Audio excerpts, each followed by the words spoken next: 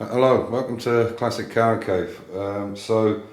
Amir has gone off on his time off for 15 or 16 days with his wife Revka, and I'll be getting on with bits and pieces. But obviously, you know, I'm going to be 66 in 20 or 30 days, 3 weeks time or whatever it is. So I'm certainly not doing 8 or 10-hour days. I did that for many years of my life in the Royal Marines and in the offshore business. Sometimes a lot more than. The minimum was 12, sometimes we did 16 or 30 odd hours, 36 hours, which wouldn't be allowed anymore. Anyway, so I'm going to crack on. I'll probably do 2, 3, maybe 4 hours a day, a bit in the morning, bit in the afternoon, but we have to walk the dogs now and shopping, all that kind of stuff. So, so one of the jobs I'm going to tackle is, this piece I already did, I'm going to put a new piece in here, and it's the same on the other side. The brackets that I made up, which are here, have got to go on. These are the brackets for inside here, but they fit like that. But I obviously have to put the new piece on first. I've got all them lined up. Put this piece in, and I'm also doing the back bits of the where the tonneau and the rear wings fit against the B posts. They have splash guards in there, and I'll show you what I'm doing with that because they need to be sealed to stop any muck or road debris going inside. So I hope you'll enjoy the video. So as I said, I still have to make up this one on the front cross member, which is under the radiator. This one I have. So I want to get everything sorted out, but I'll get this put on. As I said, extremely good book. If you're in an XKs, this is definitely the one to have. As I say, we just need to get that welded in place. So it sits nice on, it's on that rear engine mount or gearbox mount and engine mount. So it's another job that has to be done. I'll maybe take the rubber away. They'll probably jack it up and take that rubber mount out. So once again, you can see I'm referring to this what I call the XK150 Bible. You can see all the different panels, closing panels, battery boxes, and so on and so forth. Now, these are kind of referred to as hockey sticks. These go into the front wings, and they're the splash guards for the front wings. And they have this second lip on them, and the idea was that was either rubber or felt were put inside to sit up against the wing edge. And these are what they used on the back. This is on the B post, and the original ones had again the same situation. I think I referred to this before.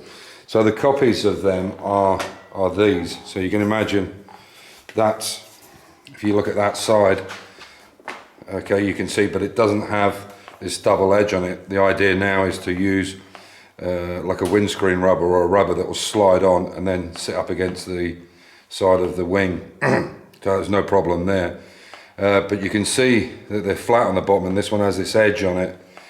So what I'm going to do is, I'm not sure if that's how they're supposed to be fitted, but I think to make it look right, I'm actually going to bend this in, because then I can use this to put 2 screws in it to hold the base up. This is the panel for the other side, for this side, and again you can see how it fits in. You'd imagine if there was rubber on here, it would fit into here, come down against the side there, and fit in there like that. So obviously there's a gap here, and the rubber would be on this gap going all the way around. That's easy enough to get. I can get that from Woolies, who do really specialised rubber pieces for boot seals, window seals, whatever. But you can see here that it wouldn't really fit. So what my intention is, I can make this fit, or I can push it into place like that. But this is on a bit of an angle, it needs to be more upright. So what I'm going to do, I've decided to do, let me get this out. What I'm actually going to do is take this piece here and draw a line, and I'm going to bend this over, because I want to bend on the inside so that it fits under this piece inside, and we can put 2 self-tappers in it. So the way to get it out would be the 5 self-tappers here and the 2 going straight down, and that will hold it all in place, especially with the rubber as well. So that's what I'm going to do, and then I can reshape this top piece to exactly the way I want it and make it look very uniform, and do the same both sides. Well, this is what I've got so far for this splash guard. You can see that edging I've got on it is actually the edging for the seams on a Mini on the doorstep. and the arches. So it's not as pliable because it's got metal in it. So I'll use a rubber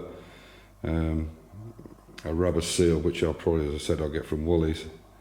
But this will show me where I need to be with it. So you can see it's got the 5 original, and then 2 up to the left there, and then 2 on the top. I'll take it around and show you that, but I'll just bring you in so you can see how good the seal is. I think you can see, hopefully you can see how good that seal is in the corner. But it's not very pliable, this stuff. Let me bring it back out. But it's a nice fit and it's absolutely solid, which is what we need. More importantly, it does the job. It's you can see, solid as a rock. I mean, you could. This is another type of sealant. This is one I've used for the edge on the bonnet on the track car, on the mini race car. And this is the stuff that normally goes on. You can see there's metal in this. But that's not very pliable. It's got a very stiff edge on it here. So I'll go for something rubber, maybe something circular that will squeeze up and make an even better seal all the way around there. So what I've done is I've cut this off. What I'll do now when I take the wing off is I'll clean all this up and round it all off, make it look nice. This has to be reworked, so I'm going to cut this and get this so it's all in line, because it's out there. You can see it's bulbing up, and I'll flatten it all out and stiffen it as well. But it's I'll definitely do the job. So what I'll do is I'll do the other side, and I'll make this profile here, so I know I've got the same profile on both sides. Because as you can see from this wing, we've actually made it bigger than we need. You see that it's much further sticking out than we need it. So I'll make the same profile on the top, but I'll do it on the car rather than take it off the one we already have, because there might be some anomalies there. So we'll see how we go. Yeah, quite pleased with that. Oh, sorry about that. Yeah, I'm not quite pleased with that. I think it'll do the job really well. It's a nice seal up in the corner as well. A lot of work still to do on the edge of that wing and the door. But yeah, it's coming. What else have we got? Yeah, you can see that the cell tap was far too long there. I'll cut that back down. I might even put a nut and bolt through it, we'll see. And inside here, the piece has got to be welded against the edge, and I'll flatten all this out. Sorry for the camera. You can see there's a divot in it now. What I'll do is I'll flatten that out, and if need be, I'll put a spacer on top so that it sits absolutely flush and straight. But it was just for a first go. There's a few anomalies there that's got to come out. But for a first try up, I'm quite happy with that. So I'll try it the other side. As I say, I could put a seal in on this side as well if I wanted to, but it doesn't seem to be any gap there. But we'll see.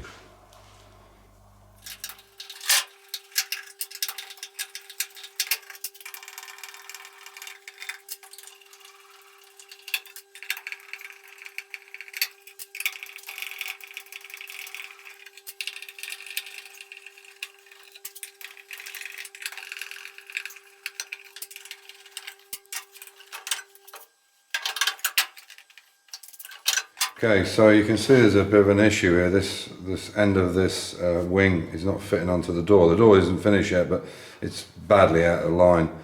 So what I've done is I've just put this, and it's coming away from the slam panel where the wing actually fits. So I just got this in here and what I did was I've taken that out and relieved it there. So now what I can now do is bring the edge of the wing up against the slam panel. There, now it's straight in line, and now I obviously have to fill in this. So the way I'll do it is I've got this old piece of copper buzz bar. You've heard people talking about them. They use them as a heat sink, and the fact that you won't get the weld on it, and I can pop that in there.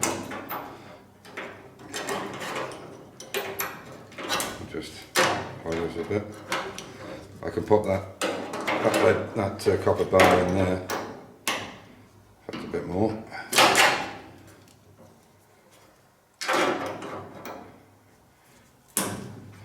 And what I can do is, you can see I'll bring you in a bit closer, but you can see. So what I'll do is I'll just repair that, and then I can clean it inside, and then I'll lead load this edge so that it's a lot straighter than it was.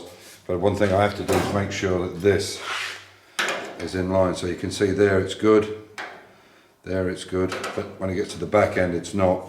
So I have to flatten this piece out. So I'll weld up so far, stop, and then fill it in with weld all the way up, and then I can clean the back, and then that'll be perfect. I'll just need lead loading on that edge. So that's another job that has to be done, because all this it still needs finishing off. There's all lead in this, so this lead needs to come back to make that door line. But the problem is we don't have the rubber seals at the moment, so the door tends to come back slightly on the rubber. It's good here, but we need to get it in line, so I'll get the rubbers organised, because the rubber will make it stick out a bit. It's going on over the second latch at the moment. So on that note, I'm going to finish up for the night. Amir is gone away for 16 days or 15 days, so you won't get so many videos, but I'll catch you in the next one. So stay safe, keep the faith, enjoy your hobby. Take care.